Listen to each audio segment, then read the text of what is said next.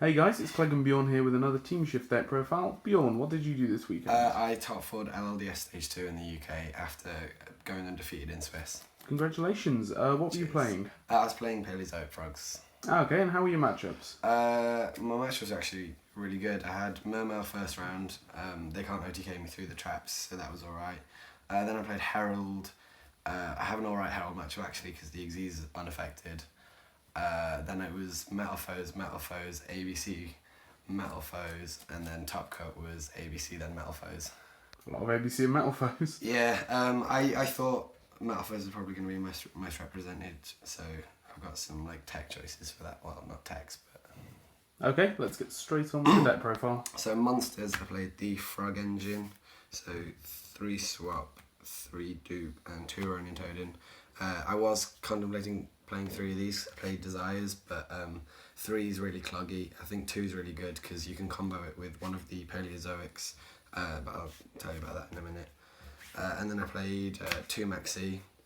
Maxi was really good actually because it's really good going first or second, because if you go second you get to draw a load of cards, which is really good because this deck suffers from losing hand advantage, and going first is just another trap and it's asking your opponent how far do you feel comfortable going with my back row. And the answer is they go way too far, and then get punished for it. And the 3 spells, which are just 3 desires, everything's pretty much a 3 of in the deck, and the things that aren't a 3 of you don't mind banishing, so yeah, you just need to draw cards. Then Paleozoic traps, I played 3 Olenoides. He's the MST. He is one of the main reasons why the Metal Foes matchup was really good, because he's searchable as well. 3 Canadia, this is the Book of Moon one. This helps so much in the ABC matchup as well. Both of these are really good in the ABC matchup. And 3 Dynamiscus, that's the Karma Cut one. This and this are the reason why I won against a lot of Metal Foes, because I either opened like 1 of this and 2 of this, or 1 of this and 2 of this, and you can just start getting rid of their scales or getting rid of their fusion monsters, and that puts you really far ahead. Then I played 3 of what I think is pretty much the worst one, Pikaya. It's the draw one, but the problem with this is, I'm probably going to cut this to 2, but the problem is that whenever you draw this going first with another Paleozoic, you don't really feel like you want to set the Paleozoic, because you want to draw cards, but then you have fewer traps that actually stop your opponent, and it makes you play just really badly. It's the reason why I didn't run cards like Legacy of Yatta and like Pot of Greed or Jar of Greed. I played Pot of Greed. Oh, absolutely. But no, like they're just not good because they don't stop your opponent. And I felt the same with this. Like you can search it if you need it, so you don't need to play 3.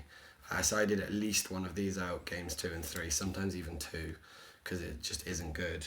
And I even sent it, like there's a foolish one for traps as well. I sent this every time as soon as I could because I didn't want to draw into it. So I'm probably going to cut that down. And then I played 2 of this guy.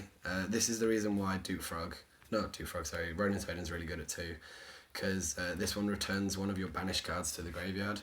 Can interact with Desires as well, which means Desires isn't that bad. But what it means is if you have like, you make the red guy, search this out, detach the dupe frog, activate this from hand, put the frog that you banished for Ronin Toadin back into the graveyard, chain a Paleozoic, summon that, then summon Ronin again, and then you got another 3 XZs. So this was really good. I probably wouldn't play it at 3 though, but it is really good. And then 2 Morella. This one's the Foolish for traps. I play a 3rd one in the side because I have like a small side engine that works really well with this, but I'll get into that later. So that's all the Paleozoics. Then the non-Paleozoic traps. I played 3 Wabuku. This was phenomenal. This and these are like the best top deck that isn't Desires, because you just set them and if they don't get rid of them, you've got another turn and another monster on board. And that can help so much. And then I played 3 Reckless because you can chain the Paleozoics to them and they give you hand advantage. And you can search with this deck, like with your XZs and stuff, that you don't really need your draw phase, you just need the advantage like right then and there. And you can activate the Paleozoics from hand with the XZs, so this is really good. Then I played 3 Floodgate Trap Hole. This card was broken when I saw it. I set it out going second because it's just bad, but whenever you go first and you see this, you feel really, really safe unless they twin twister it or something, because you know that they're probably not going to be able to push for game, probably not actually going to be able to push very hard, especially in ABCs, and it gives you a free monster as well. So what would your target be against ABCs? I'd normally just do it on the Souk unless they were playing Brilliant Fusion. If they're playing Brilliant Fusion, I'd do it on the ABC. If they weren't, then I'd do it on the YuGiOh, because then they can't make ABC. And then because I thought Metalfoes was going to be really popular, I played 3 Strike.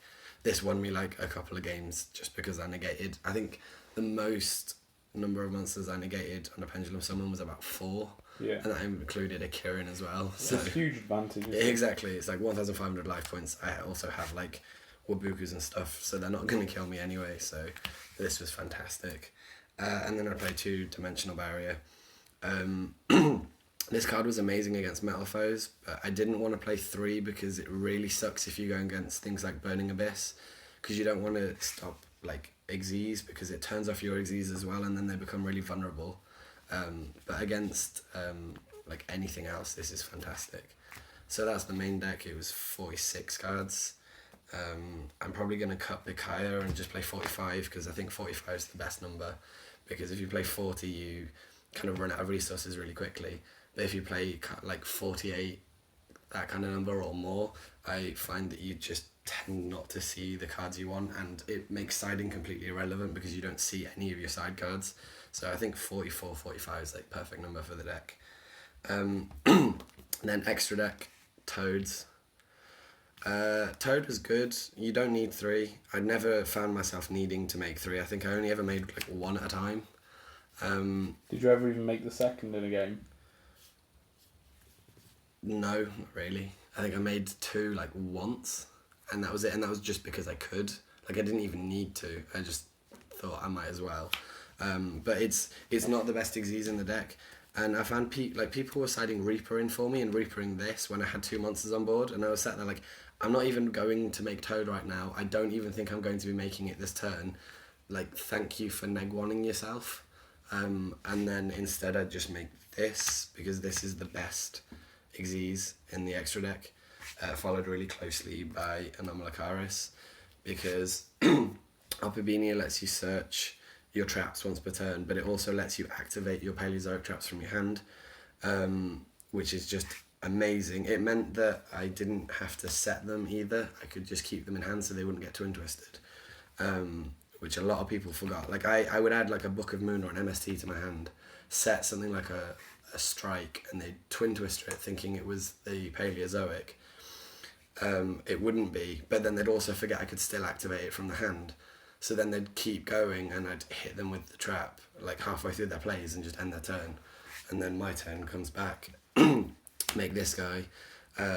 If you have both of these on board, you're probably going to win because you just generate so much advantage. Like this guy disrupts your opponent so much, and every time a trap leaves your side of the field once per turn, you can excavate the top card of your deck, and if it's a trap, you can add it to hand. And I think I played 33 traps. So it basically meant I was getting a free draw, which meant that not having your draw phase off Reckless wasn't a big deal because you were drawing off this guy anyway. And the cards that aren't traps are things like frogs, and if you mill your frogs, you've got more Ronin Toadin targets, so it's not bad either. And then, so that was like the actual important ones. And then Sky Cavalry, I made it once. It's just to out like big monsters because all my monsters are quite small. I only made it once though. 1 Cat Shark, never made it, but there are some cool things you can do with this with like Toad and F-Zero and stuff to like make an OTK, but it just didn't come up. F-Zero, again, problem with big monsters. I never needed to make it though. And then I played 4 Reaper targets because the extra deck space is so, like, there's so much room. So I played a Dante, an ABC Buster, a Dark Claw, and a Spirit. This was just because like, it's free. ABC matchup is quite easy anyway, but if you can Reaper the ABC, it becomes just pretty much auto win from there. And then I put these 2 in because they both stop your grave in different ways. So this means that you don't have a grave, and this like interrupts you, and it's just really important to get rid of them because I found that Heroes was a difficult matchup, and Blue Eyes, Blue Eyes is an okay matchup once you get rid of Spirit, but with Spirit it can be quite difficult. So that's why I just wanted to get rid of the Spirit, because then it became quite a fair match. So going off that, 3 Reaper, 2 Gamma Seal. Since Liverpool, I found so many people playing ABC especially just don't tag out anymore, because they found that at Liverpool people weren't really using these very much. At least that's what I found. I could be wrong, but so it meant that like I'd side these in going second, and I'd be like standby phase, main phase, anything. They'd say no. I was like, here's a turtle. Now I win. And then I'd side it out immediately after that.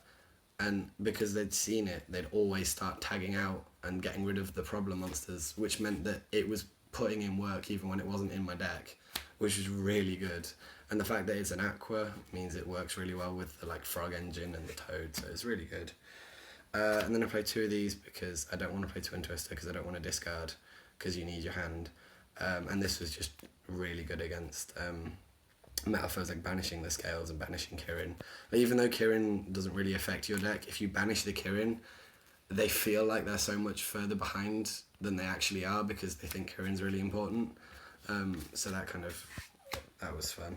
Regeki, I just put that in going second every time, because I don't want to deal with an established board.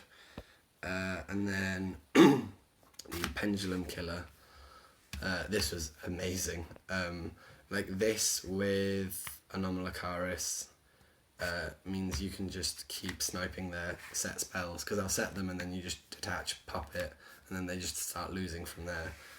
So anti-spell was fantastic. And then I also sided this in going first against Pendulum.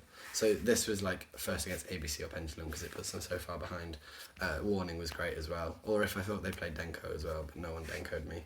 And then I mentioned earlier about the Morella. So this is the 3rd Morella, and that's because I played a Breakthrough Skill and a Mischief of the Gnomes. So this was for BA. Like in theory it works really well, because like my friend used to do it with Beatrice and it just won the mirror. But this was mostly for like the mirror match, hitting the Xyz, like these guys, just puts you so far ahead.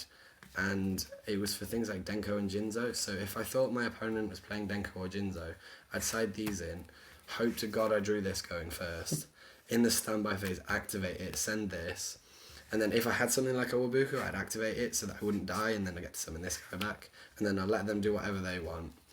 And then in my turn, just banish this, hit the Denko or the Jinzo, and then just go off and like kill the Denko, kill the Jinzo, and then win from there, really. So that was the deck. It was actually really good. The only thing I'd change is pick higher to 2, I think. Apart from that, like, it was perfect. I owned like Maxi 50% of the time and Swap Prog the other 50% of the time. So, like, deck is fantastic. I love it. Okay, well, thanks for the deck profile. Be sure to catch us in the next deck profile. Cheers, guys.